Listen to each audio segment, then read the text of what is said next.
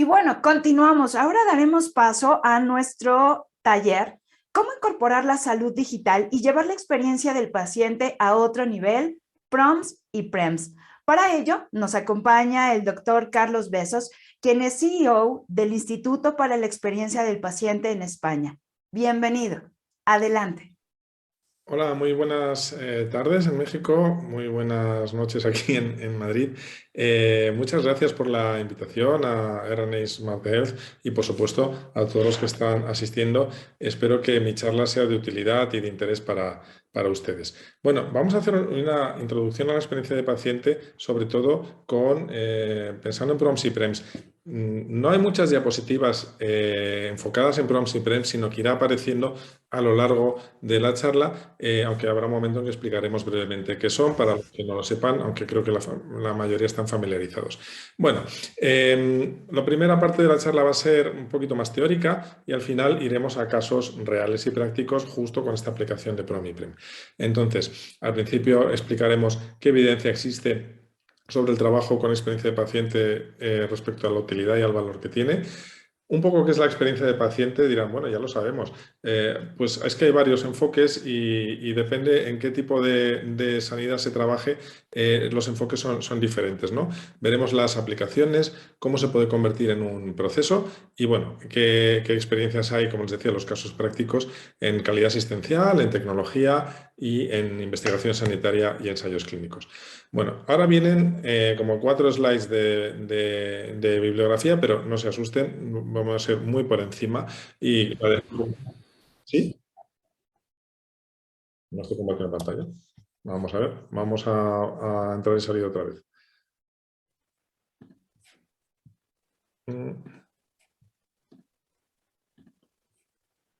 ¿Ahora se ve? Bueno, les decía, vienen 4 o 5 slides, pero solo para que vean que hay mucha evidencia científica, no porque vayamos a ir en cada caso.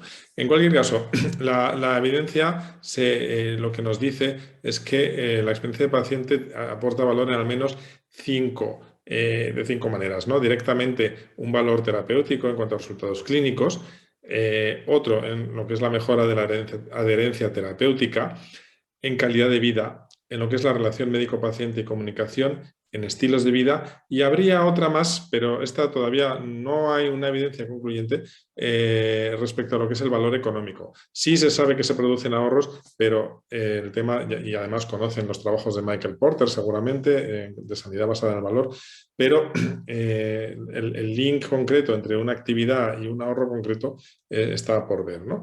Entonces, de toda la literatura que hay aquí, sí quiero que se queden con esta primera, que es la revisión de pruebas sobre vínculos entre experiencia de paciente, seguridad y eficacia clínicas.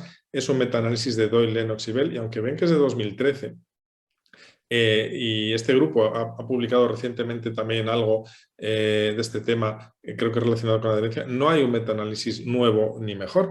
Y bueno, es muy interesante porque ellos, después de analizar muchísimos estudios, llegan a la conclusión de que en enfermedades crónicas o patologías crónicas, la experiencia de paciente tiene un claro impacto clínico, recuperación, mejor impacto clínico, mejores resultados clínicos, claro impacto en calidad de vida, eso parece como obvio, ¿no?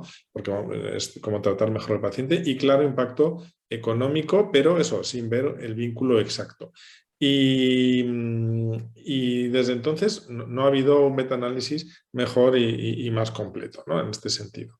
Y bueno, voy a pasar rápido por la parte de evidencia para ir un poquito a qué es la experiencia de paciente. En primer lugar, tenemos que entender qué es la mirada médica, y aquí lo tenemos en versión humorística, ¿no? Cuando administramos la encuesta de satisfacción de paciente, que satisfacción y experiencia de paciente no es lo mismo, y es verdad que hay esto que parece un chiste, es realidad. Yo lo he vivido. Yo trabajé 4 años como director de calidad asistencial en reproducción asistida, y había grandes discusiones sobre si después de la punción o 2 semanas más tarde, cuando la paciente estaba en casa y tenía una probabilidad de haber tenido una mala implantación o que no hubiera salido bien el proceso, etcétera, ¿no? Y bueno, la experiencia es la misma, pero las expectativas son diferentes. Por eso satisfacción y experiencia son 2 cosas diferentes, ¿no? Entonces, pero yendo al tema de mirada médica, después de la mirada, o sea, del enfoque humorístico de esta caricatura, tenemos el enfoque filosófico valioso de Michel Foucault. Es un filósofo francés del siglo XX y tiene una obra que es El nacimiento de la clínica, que es muy interesante, pero no les recomiendo que lean porque Michel Foucault es muy denso. Pero sí tiene una metodología que es hacer arqueología, ¿no? Arqueología del saber. Y él dice, ¿de dónde viene la palabra clínica? Viene de cliné. ¿Qué es la cliné? Es el banco o el sofá donde los griegos se tumbaban a comer y a descansar. Lo habrán visto en los cómics de Asterix, los romanos también la tienen, ¿no? En la cliné estaba el médico a la cabecera del paciente y lo trataba como persona. Luego, clínicamente igual no daba tan buenos resultados porque se conocen, por supuesto, hay poquetes, pues se habla de los humores y de cosas, y a lo mejor el humor en conjunción con los astros y no sé qué minerales, pues eso no es muy científico, ¿no? Y quizá no nos ayude mucho como pacientes.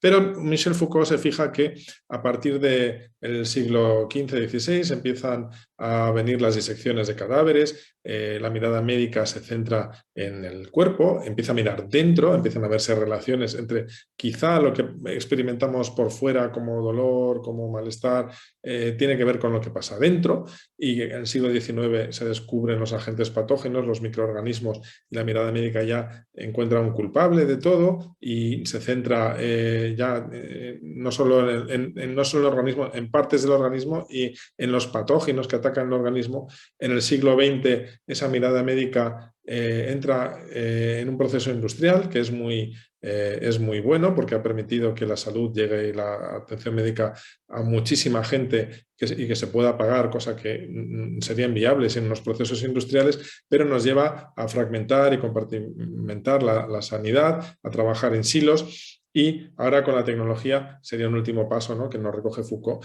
Y en todo ese proceso es verdad que hemos alcanzado grandísimos logros clínicos, grandísimos logros asistenciales, grandísimos logros en salud, pero hemos perdido la humanidad por el camino, ¿no? Entonces,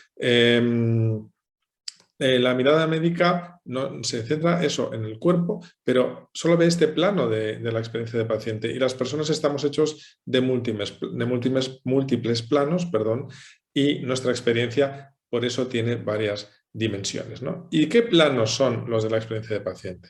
Pues si tomamos el ejemplo del cáncer, aquí tenemos efectos secundarios de cáncer, está la experiencia física, esa todo el mundo que está en el ámbito sanitario y que ha sido paciente la conoce, nos duele algo, pues aquí un paciente de cáncer tiene dolor, tiene ostomía, se le cae el pelo, tiene vómitos, tiene inflamaciones, realmente es una experiencia muy dolorosa y desagradable. No es por lo que vamos al médico, porque tenemos esta experiencia física.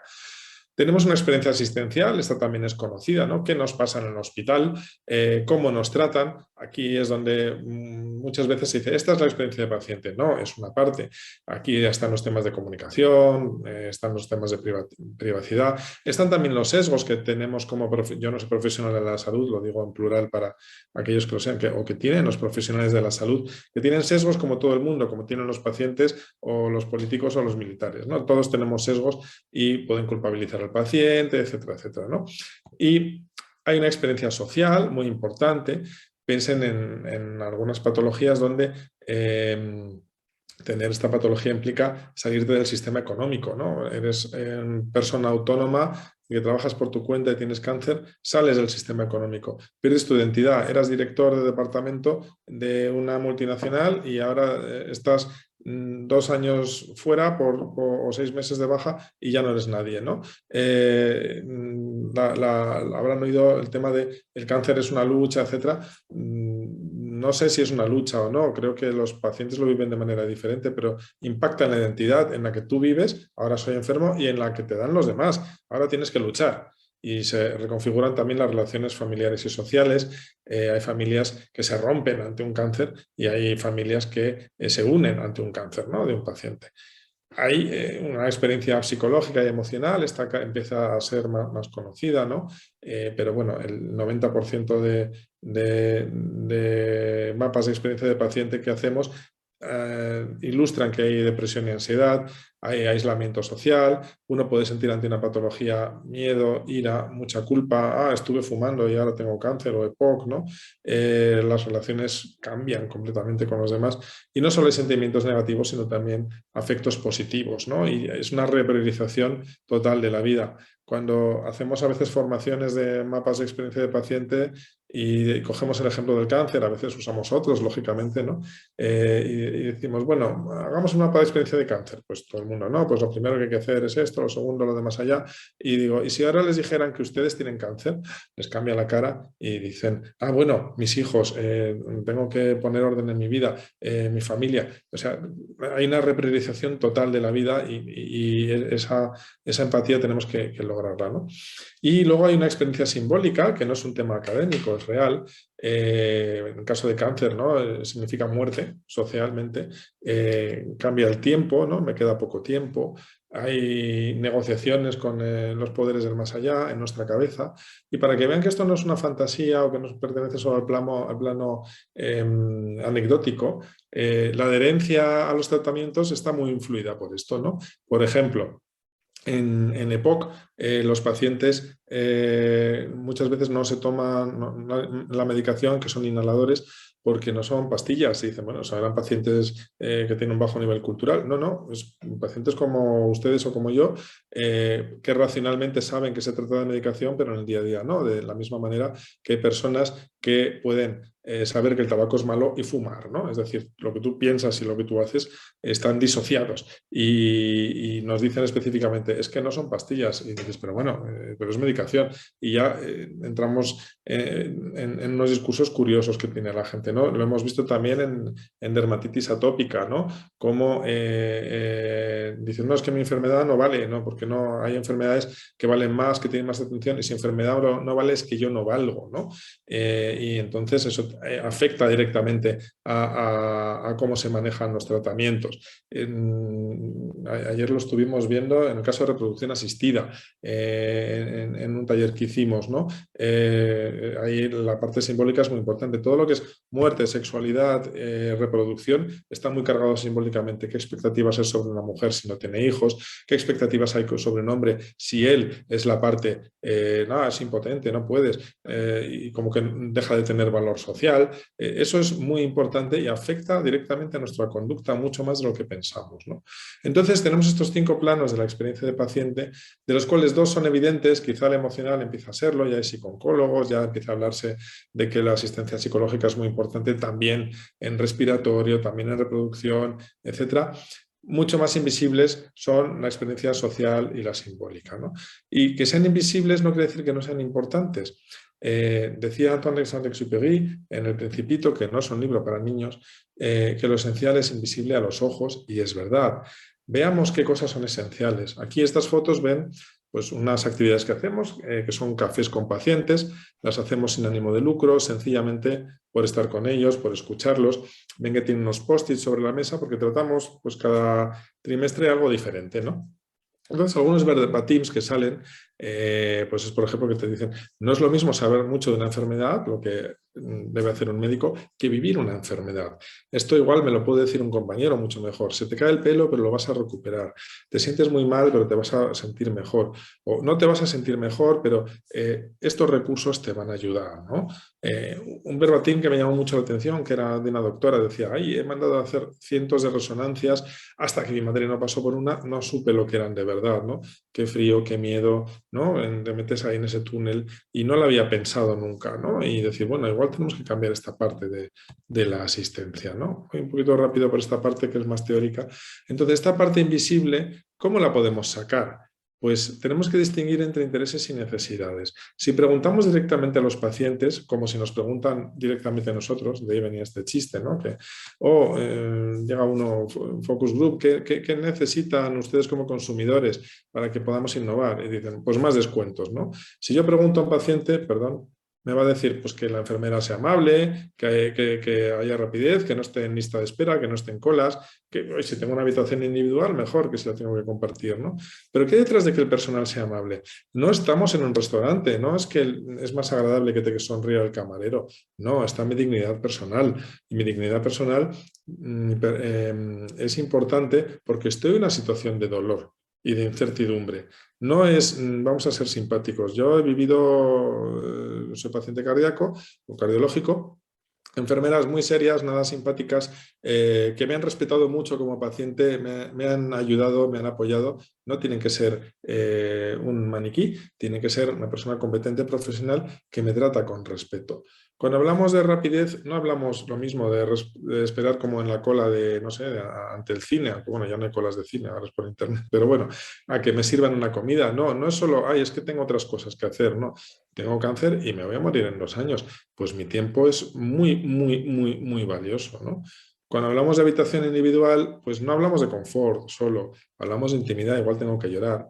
Igual tengo que ser muy injusto y echarle la culpa al hospital o a la enfermera de lo que me pasa, pues solo porque estoy frustrado. Yo recuerdo pues, un ingreso de arritmias que tuve una habitación maravillosa con vistas al mar, en la Costa del Sol, me regalaron un neceser precioso, el baño era grande y no había cardiólogo. Entonces, ahí yo lo que tienes no es intimidad, pero como miedo, ¿no? Entonces, ¿de qué me sirve la habitación individual? Mi necesidad es seguridad en ese caso, ¿no? Entonces, ¿cómo averiguamos la seguridad de los pacientes? Esa es su experiencia, perdón, sus necesidades reales, esa es la experiencia. Aquí tenemos un caso de reproducción asistida donde están los ítems que a la izquierda tienen el proceso, ¿no? Ingreso, consulta, pruebas médicas, nueva consulta, estimulación hormonal, etcétera, etcétera.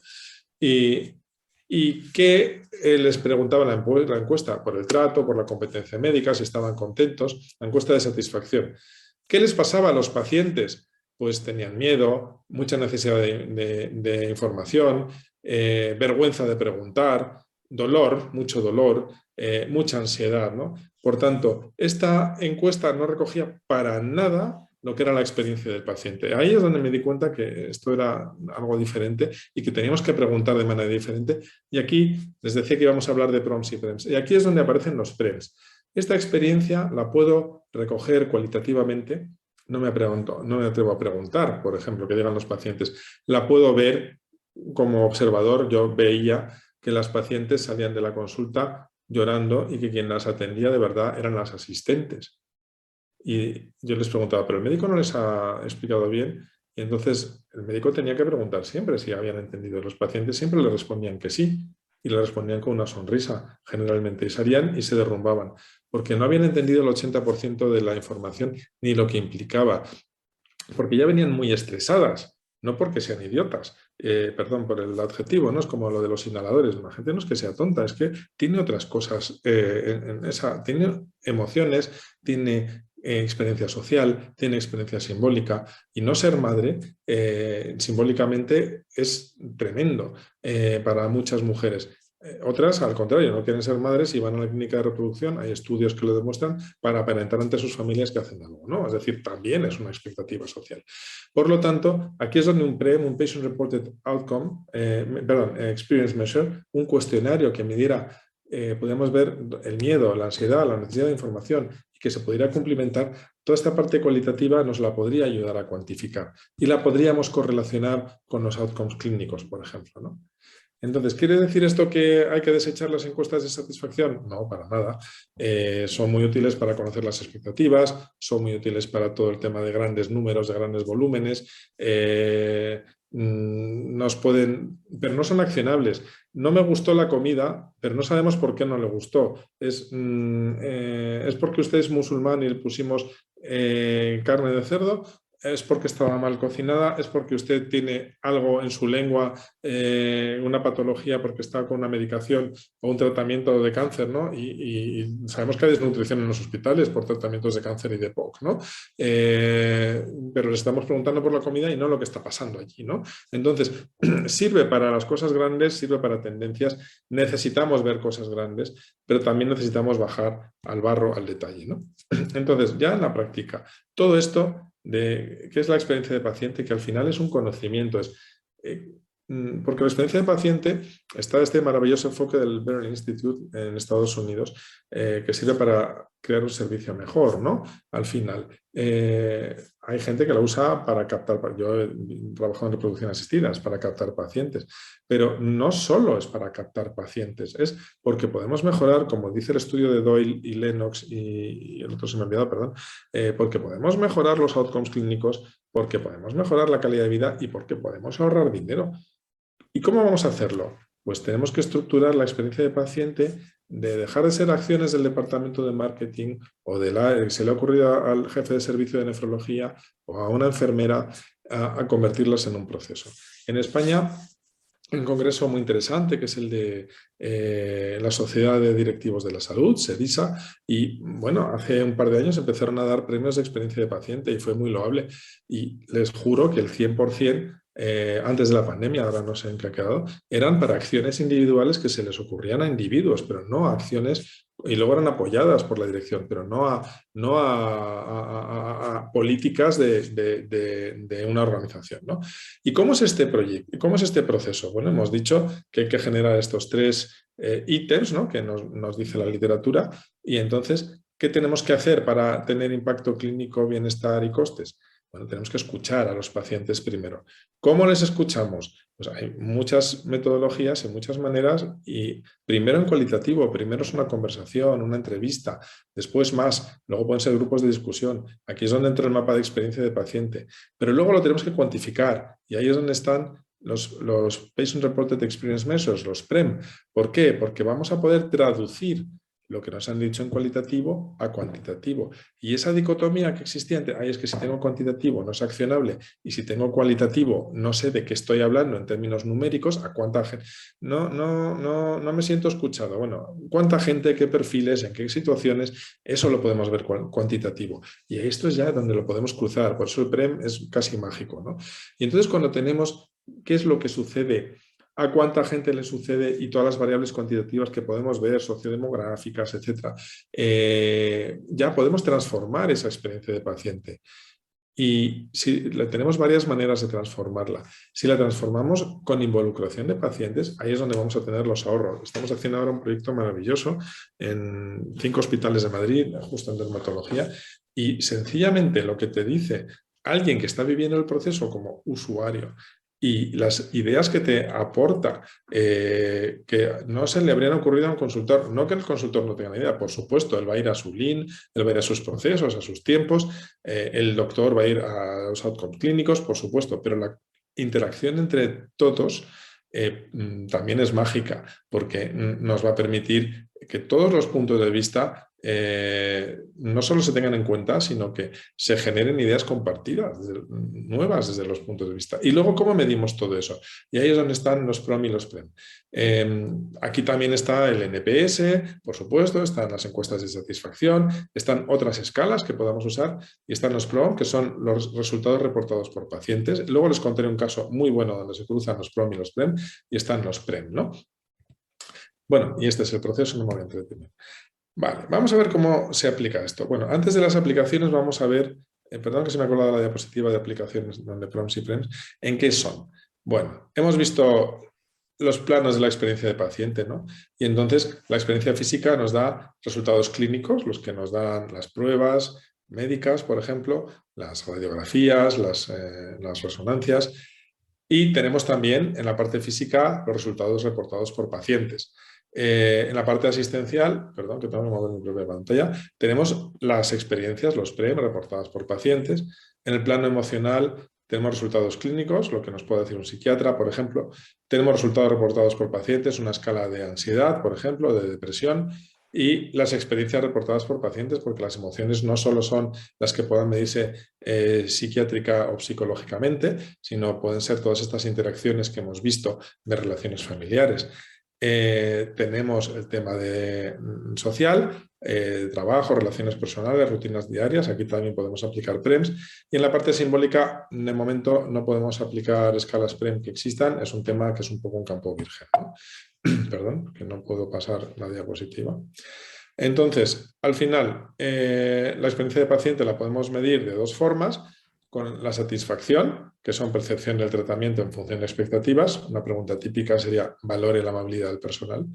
Y el PREM, que es una escala, es una percepción de la experiencia del cuidado, y nos centramos ya en aspectos muy específicos. O sea, esta amabilidad la podíamos desagregar, o si fuera, en este caso, comunicación, sería le explicaron las razones por la terapia y lo entendió usted, ¿no? Ahí entramos, ¿y qué entendió? Podríamos bajar más, ¿no?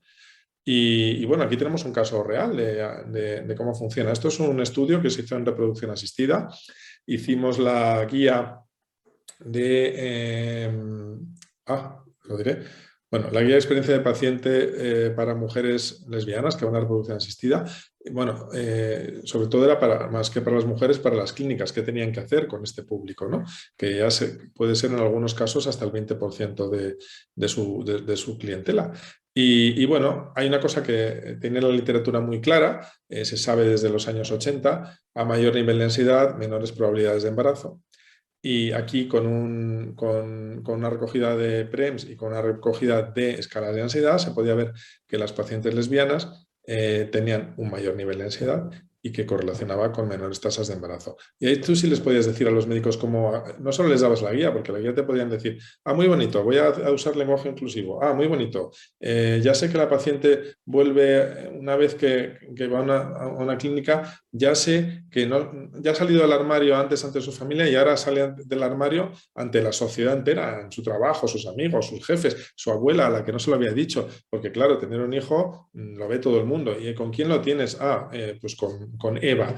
Y entonces es un momento de muchísima dificultad y genera ansiedad. Entonces, tú al médico le puedes decir, habla así con la paciente, o le puedes poner este dashboard y le puedes decir, vas a tener menores probabilidades de embarazo. Entonces, le atacas por dos partes. Su parte humana, sí, entiendo que tiene mayor ansiedad, puedo empatizar con ella, y además su parte clínica. Y además, si no empatizo con ella, voy a tener este problema, ¿no? Y entonces, ahí ya empezamos a ver por qué los outcomes clínicos mejoran con la experiencia de paciente, porque puedes hacer una prescripción centrada en paciente, puedes hacer que las guías tengan sentido para su público, que son el personal sanitario, y no solo estemos hablando de buena voluntad, que todo el mundo la pone.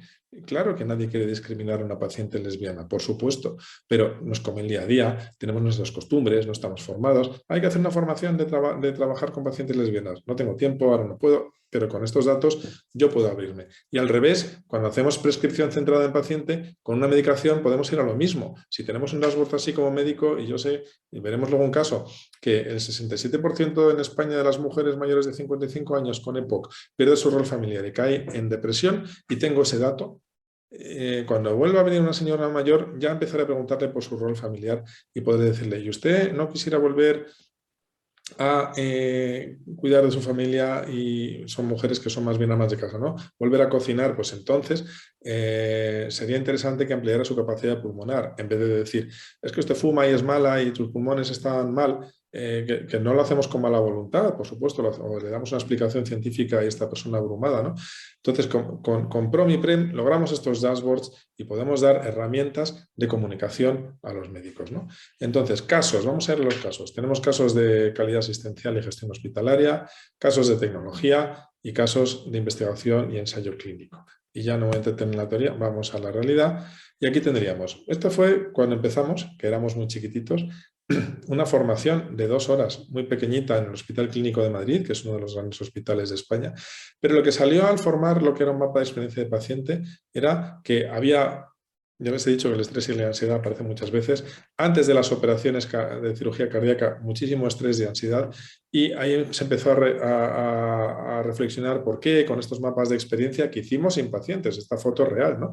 Los hicimos solo poniéndonos en el lugar de... Y ahí se reorganizaron las visitas informativas de manera diferente, se creó un nuevo protocolo de comunicación y se registró una mejora de pronóstico. Es igual que la ansiedad y la reproducción, no se sabe por qué funciona y cuál es la causa-efecto, pero el caso es que hay una correlación, ¿no? Otro programa muy bonito, esto no fue una cosa puntual, esto fue un programa de años que patrocinó un laboratorio en el Hospital Gregorio Marañón de Madrid, en neonatología. Aquí ven una chica al fondo con una sonrisa, es la doctora Cano, ella es la autora de este programa.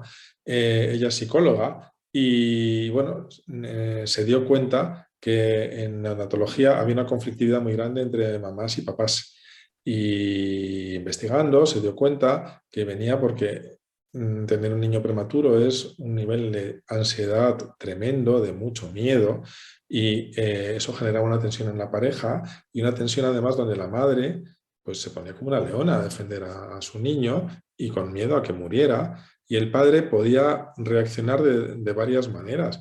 Y algunos padres, una de las reacciones que tenían, sin culpabilizarlos, es sentían un distanciamiento, quizá para no sufrir, y en ese distanciamiento es donde se generaba la tensión en la pareja, pero no era una tensión normal, era una tensión que llegaba a ser muy violenta.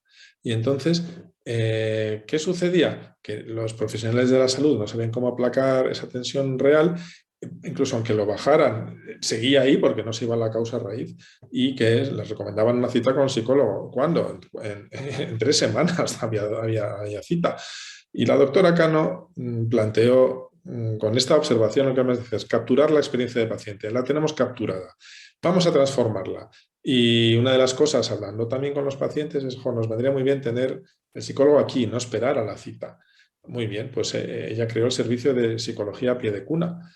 Y no solo ella cuando pasaba algo lo desescalaba, sino que formaba a los demás profesionales para desescalar, ¿no? Y entonces ahí se vieron, y aquí vemos algunos PROM y PREM, que son escalas, pues cómo se reduce realmente la ansiedad, y también se pudo medir impacto económico, que los niños o las parejas con los niños salían unos días antes del hospital. Es decir, parece ser que la tensión tenía un efecto, no en salir antes, sino cuando no había tensión era el proceso normal, y cuando había tensión había retraso. El niño de alguna manera lo sufría.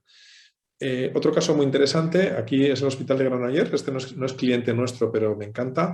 Hay otro también muy famoso que es Sant Joan de Déu, pero ese es tan famoso que lo verán muchísimo.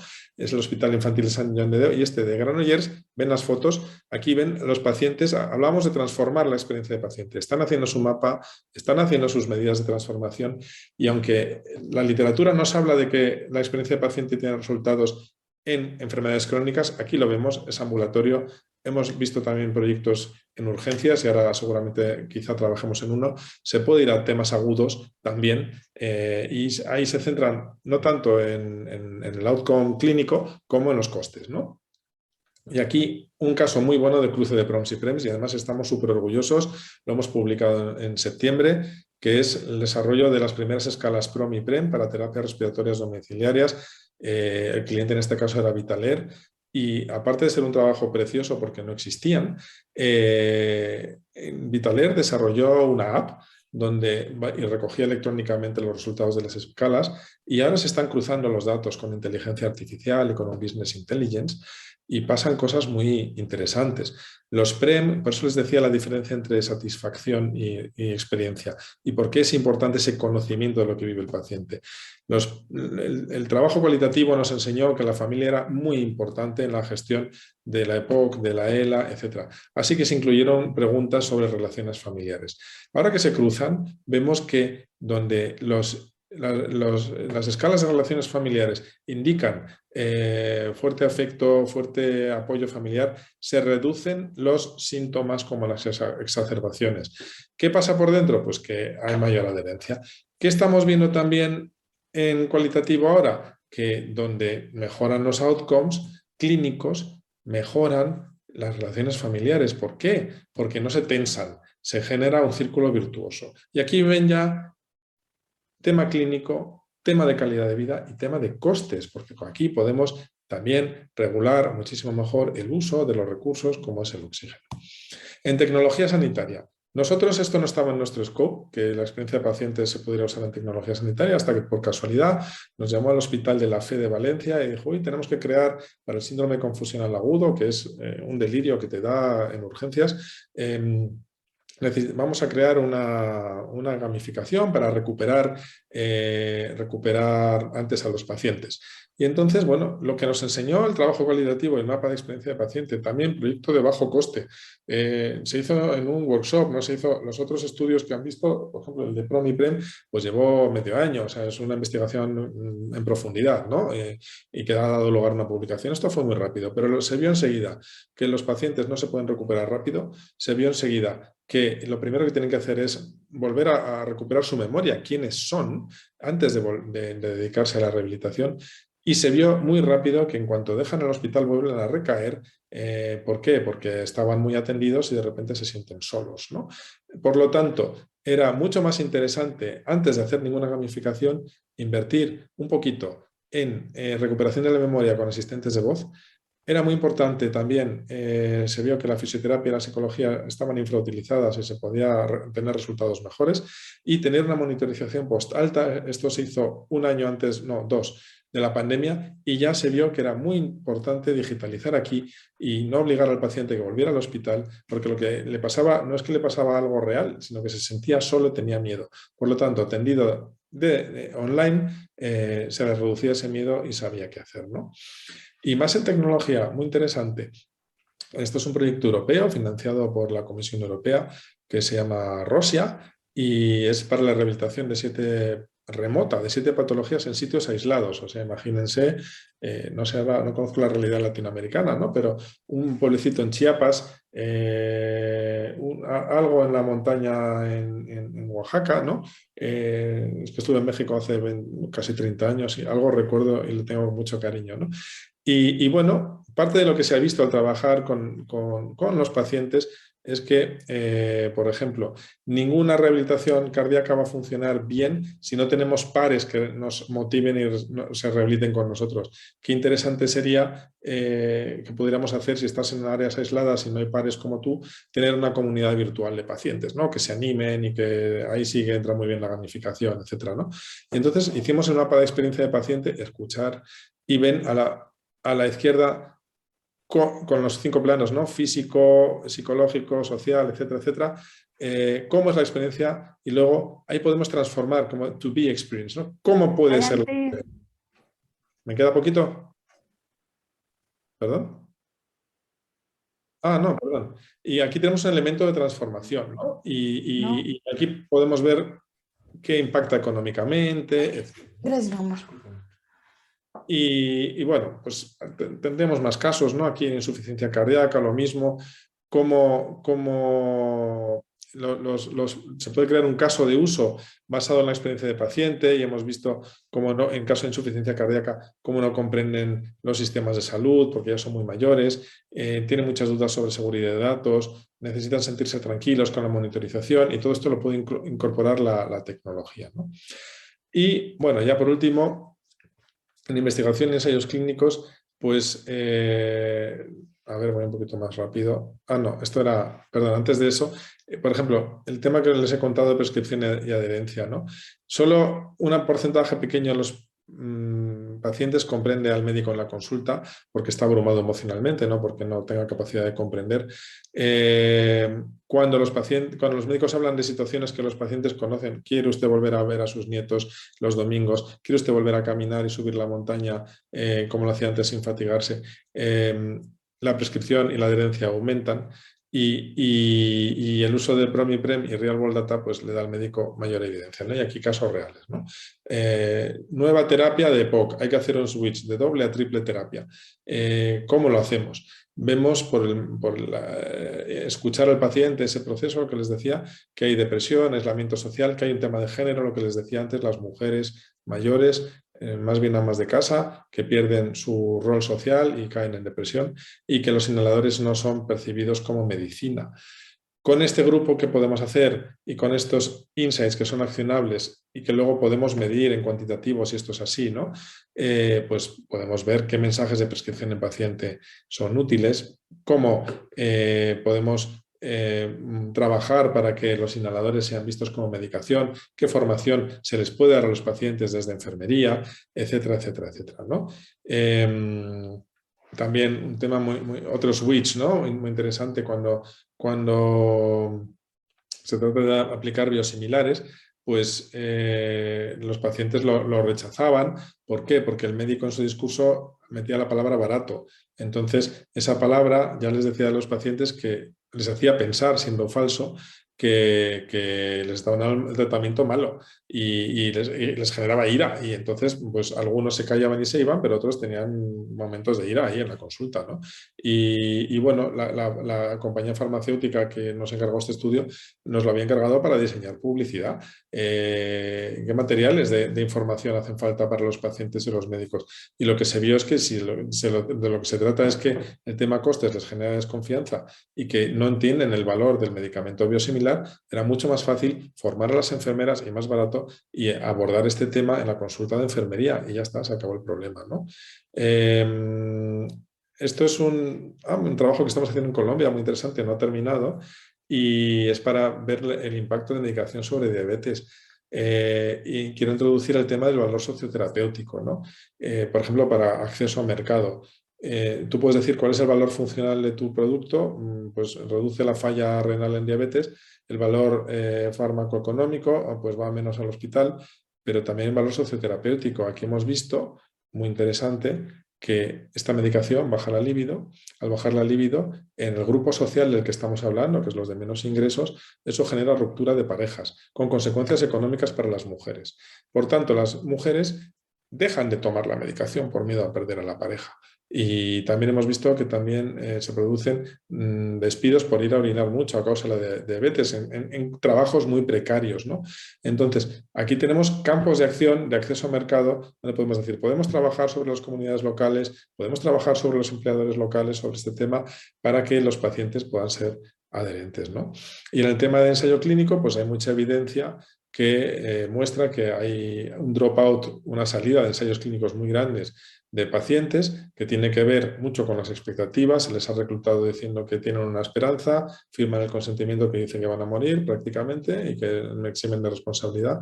Y también se ve muchas veces que cuando los pacientes participan en el diseño del protocolo, es muy interesante, se incorporan preguntas que no había. Preguntas relevantes, por ejemplo, en enfermedades respiratorias, donde ¿qué es importante? Pues aumentar la capacidad pulmonar o disminuir la oclusión, etc.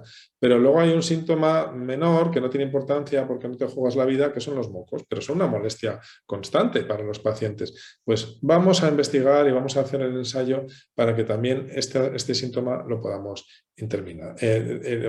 lo podamos enfocar, ¿no? Y al final esto se traduce en que hay mejor reclutamiento, en que hay más relevancia y que esos costes, que son una burrada del reclutamiento de pacientes, se reducen muchísimo, ¿no? Y bueno, tenemos ahora un caso muy reciente, súper interesante, y aquí también va PROMIPREM, de, bueno, ahora con la pandemia, ¿no? Todo lo que es el ensayo remoto, cómo viven los pacientes hacer sus pruebas clínicas en casa y remotas, ¿no? Y entonces era un proyecto que pensábamos, bueno, va a salir, que todo muy bien y que todo el mundo está encantada con la tecnología, y es verdad, pero han salido dos cosas muy importantes a tener en cuenta luego cuando haces tu PREM de preferencia para tu ensayo clínico remoto. Que la relación médico-paciente es muy importante y que aunque sea remota tiene que ser personal, no puede sustituir al médico y tiene que haber una relación personal. Y dos, las pruebas médicas a domicilio estresan mucho a los pacientes porque creen, por lo menos en España, que tienen que arreglarse, tener su casa limpia, etcétera, etcétera. Oye, y a lo mejor tienen un cáncer y no están para eso, ¿no? Y les genera un estrés tremendo. Entonces, decir, bueno, ya tengo un campo de acción para cuando vaya a ofrecer este servicio, ya explicar a los pacientes que no se preocupen, etcétera, etcétera, y que no se estresen, ¿no? Entonces, ya tengo dos acciones que me van a reducir el dropout clarísimamente, ¿no? Uno, mantener al médico y dos, desestresar a los pacientes. Y bueno, más o menos hasta aquí hemos llegado. Como ven, el tema de PROME-PREM ha sido transversal, no ha estado en todos los casos. Si quieren, mira, aquí también en lo de las terapias, aquí en el lanzamiento, pues aquí también se trabajó con PROME-PREM y porque tienes que ver al final los outcomes cómo correlacionan con la experiencia del paciente. Y no sé si me he pasado de tiempo o voy corto. Yo les agradezco mucho y quedo a su disposición para preguntas que puedan tener, claro.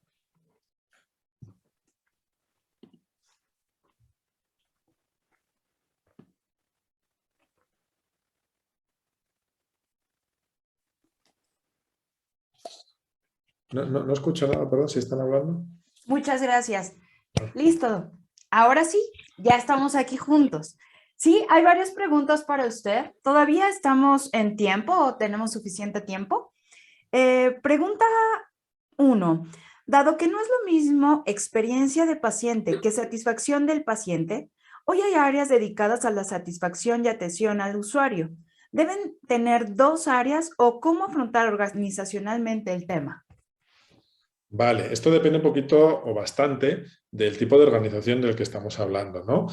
No es lo mismo una clínica pequeña o un hospital, nosotros estuvimos de 500 camas, donde eso se puede integrar, que una unidad más grande, donde igual necesitas más personal. También depende de si eres un proveedor privado, donde es muy importante fidelizar, que tu usuario te prescriba, que si eres público, donde claro que tienes que atender muy bien al ciudadano, pero no es importante que te prescriba o que capte o que hable bien de ti en las redes sociales, ¿no? Entonces, en función de tus objetivos, ahí tienes que hacer tu estrategia, ¿no? Yo diría que no hay una respuesta estándar, ¿no?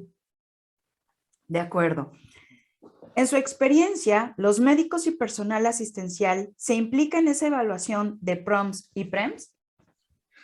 Cuando lo entienden, sí, y de hecho suelen motivarse mucho en crearlos y luego en la evaluación yo no haría que, o sea, lo que son las encuestas lo automatizaría todo lo posible.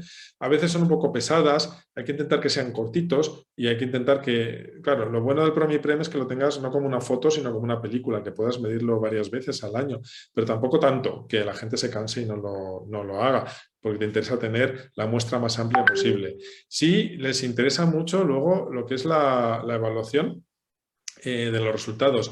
Cuando la tenemos con una tecnología con inteligencia artificial, para ellos es mucho más cómodo, claro, y además les dice muchas más cosas, ¿no? Con esos dashboards. Y nosotros lo que vemos es que sí lo agradecen muchísimo porque es que les da una oportunidad de hacer cosas que no estaban teniendo. De acuerdo. ¿Los estándares contra los cuales se evalúan PROMs y PREMs están validados? ¿Pueden ser utilizados en México y otros países latinoamericanos igual que se utilizan en Europa? Sí, los estándares siempre tienen que ser validados. Entonces, aquí hay dos mecanismos de validación. Uno, bueno, los PROM, sí, macroestudio, esos son temas internacionales, pero es verdad que hay PROM de todo. Es decir, es muy difícil que no haya un PROM de algo. Entonces, ¿qué puede haber? Un problema cultural. ¿Qué se suele hacer? Normalmente hay entidades en cada país. Bueno, hay una internacional que es ICHOM y CHOM. En España está Bibliopro y habrá sus compañeros en Latinoamérica, estoy seguro, que hacen la adaptación cultural. O sea, no solo la traducción, sino, pues fíjense, si en castellano tenemos algunos problemas entre países que la misma palabra no es lo mismo en Chile que en México o en España que en Perú, pues puede dar risa, pues imagínense si viene del inglés, ¿no? Porque casi todos son en inglés, ¿no? Suele haber ya adaptaciones y si no, es verdad que hay que hacer una adaptación cultural que es un poco petarda porque dura un año, ¿no? Entonces, y hay otro mecanismo que es más rápido cuando, por ejemplo, PREMS no existen muchos. Y de hecho los PREMS todavía no se distinguen mucho a veces de la satisfacción. Suelen centrarse en comunicación y en tiempos casi todos. Pero, por ejemplo, si estábamos hablando de lo que decíamos de mi impacto en la vida laboral, o, por ejemplo, hemos hecho hace poco un tema de pañales, ¿no?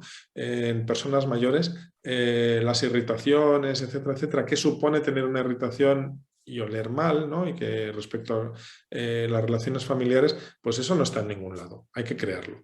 Y cuando lo creas, puedes validarlo con un superestudio con mucho dinero o puedes hacer un Delphi con un grupo bueno, si tienes que invertir un poco, y en ese grupo tiene que haber clínicos, también de enfermería y de gente más asistencial que solo médicos, pero por supuesto médicos y pacientes. Tienen que validar que se comprenda, pero eso es un Delphi. Bueno, pues es un trabajo que igual dura 2 meses y les das 2 rondas, ¿no? Una con sus comentarios y luego una vez los comentarios los vuelves a pasar y cuando todo está ok, pues lo publicas y lo usas y ya es mucho más corto. Y entonces los PREM sí que hay que hacer más trabajo de crearlos. Los PROM existen, bueno, cientos de miles, el problema casi es seleccionar uno. Y de nuevo voy al tema, la misma pregunta que me he hecho antes. ¿Debemos crear una unidad aparte? ¿Qué PROM escogemos? Pues depende de nuestros objetivos y de lo que pretendamos lograr, ¿no? De acuerdo. Gracias. Ahora, Indira López Rodríguez le comenta que es muy interesante su conferencia y dónde se puede encontrar la escala PREM. Bueno, en la literatura, en cualquier buscador, Cochrane, PubMed, hay, pero no hay muchas. Y por eso es un tema que es un campo a desarrollar y ahora que se ve que tienen incidencia económica, están creciendo más, ¿no? De acuerdo. Nos comentan, me llamó mucho la atención los mensajes de prescripción a pacientes. ¿Se usan algunas plataformas o tecnología para ello? Aquí me pilla, que yo sepa no, porque que yo sepa la prescripción la realiza el facultativo cara a cara o online, porque está en una plataforma online haciendo telemedicina. Pero al final es lo que decía, la relación médico-paciente es muy importante, ¿no? No sé en Latinoamérica si sucede como en Estados Unidos, y disculpen aquí mi ignorancia, que en Estados Unidos sí que puede haber anuncios de un medicamento. Aquí esto está prohibido en Europa. No está prohibido analgésicos y cosas que no necesiten receta, pero todo lo que necesita receta está prohibidísimo hacer ninguna publicidad y usarlo de otra manera. Por tanto, la prescripción centrada en paciente sirve, pero sí sirve para pacientes. Uno, para los mensajes que da el médico. Dos, para enfermería. La enfermería no prescribe. Bueno, ahora en España puede, pero la enfermería sí es la que es muy importante para la adherencia.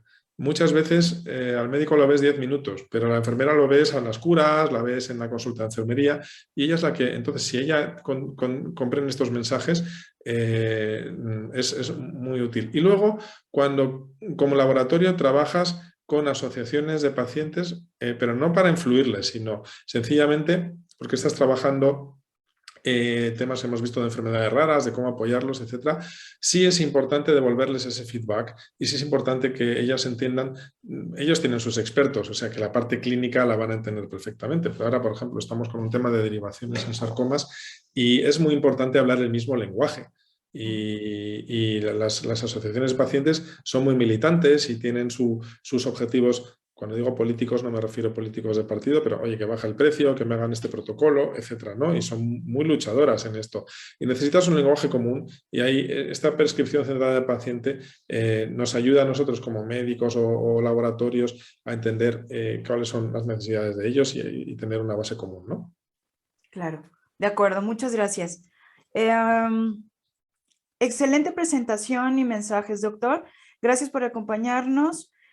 Nos comenta Sandra Inés Rosso que es muy valioso todo el conocimiento que usted nos ha compartido. Ella obviamente es parte de nuestro comité organizadora y es CEO de RIA Smart Health. Pues muchas gracias. Pues me alegro que haya habido preguntas y que Todavía tenemos, doctor. Vale, pues genial. Alma González, en el caso de estudios a domicilio, ¿de qué manera se podría eliminar esa preocupación extra que genera la visita de un especialista? Pues una vez que sabemos que esto existe, sencillamente es formar a la gente antes, ¿no? Cuando les dices, igual que les formas sobre la medicación que van a tomar y las pruebas que les van a hacer, sencillamente, y no te preocupes que no tienes que tener tu casa limpia, entendemos que estás, bueno, no se lo tienes que decir, ¿no? Porque no se sienta mal, ¿no? Pero ya hay especialistas en comunicación y ellos que le digan que, bueno, eso, que no se estrese básicamente y que es una prueba más y que siga con su vida, ¿no? Claro. Doctor, pues estas son las preguntas que hay hasta el momento. Seguramente tendremos algunas otras. Será cuestión que nosotros se las hagamos llegar, pero siempre agradecerle pues que nos haya acompañado